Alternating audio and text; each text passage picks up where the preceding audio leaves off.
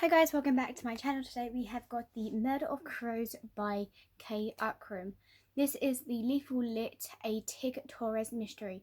Now I feel like there's definitely going to be more of these little books. Like you can see how small this is. This was literally a mystery in sort of one sitting. I've got more into of the mystery murders because it's kind of interesting to see how they evolve. And from this series, I think, this book, I'm not sure if there's going to be a series, but I feel like there is going to be, the way it's been written, with some questions at the end about the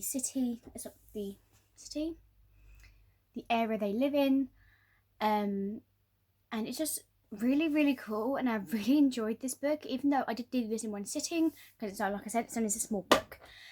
But I have read a book from Ancrum. I think it was a Peter Pan retelling, I believe. So this was a really good book to read. So here's the bit at the back. Hollow Falls. History is even darker than it seems.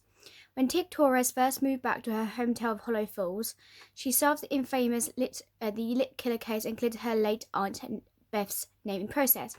So it starts off with them coming back off school, not going back to school yet, and finding out that they're kind of almost famous for solving this lit killer, that their newspaper teacher was basically the lit killer, and it was bizarre, because I was like, oh, is this the second book or something? But no, we don't find anything about the first book about how these guys basically learn how to do with the lit killer case. It was like, what? How? Tig works on the case, brought her the attention of Hollow Falls' local armchair detective group, the Murder of Crows.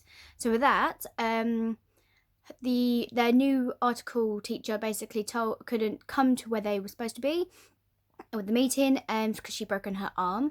So she sent them a new kind of article saying about like the Hollow Falls, the backstory of how it all happened with the Founders Day and stuff. But then I feel like one of the people that was in the Murder of Crows is the one who told them to look for it, because they seemed to be able to get through it more.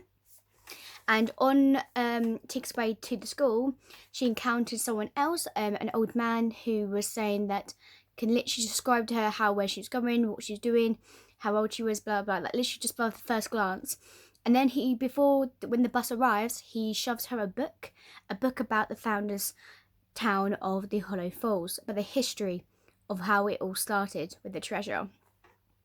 So the eccentric group is obsessed with their town's dark secret, but their interests extend far beyond the lit killer. So slowly, the guy who gives Tig a hourglass gets basically thrown off his own balcony into the front of everyone, and so basically he got killed. So then that was a start, like, okay, what's going on here? Then throughout the whole things, we find out that more of the people from the Murder of the Crows place, all these characters are getting killed off because they know more than they expect, and Tig's abuela basically knows more than she's leading on, and it's quite interesting. Members of the group are fixated on a decades-long search for the missing body of Hollow Falls founder.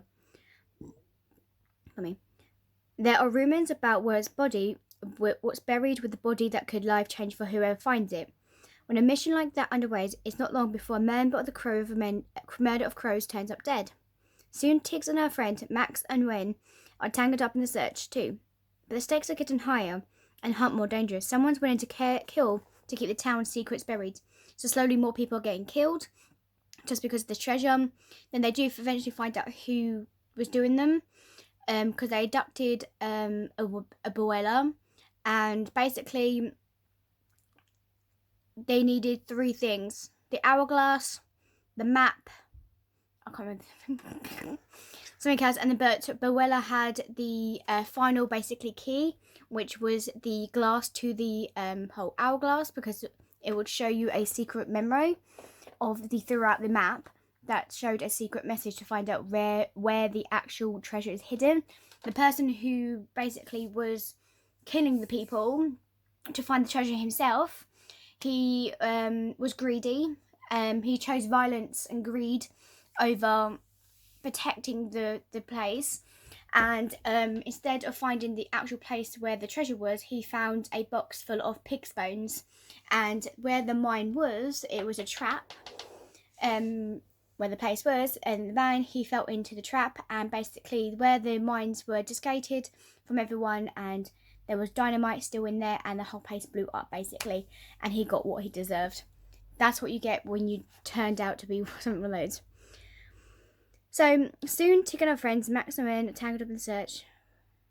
Did I do that one? But the stakes are getting higher and the hunt more dangerous. Someone's willing to kill to keep the town secrets buried, and if Tig's not careful, she might be the next victim. This original Lethal Elite story features a brand new mystery not on the Hit High Stripped podcast. So it goes back and forth to a podcast as well, where Tig actually has a podcast when she first did it about the Lit Killer.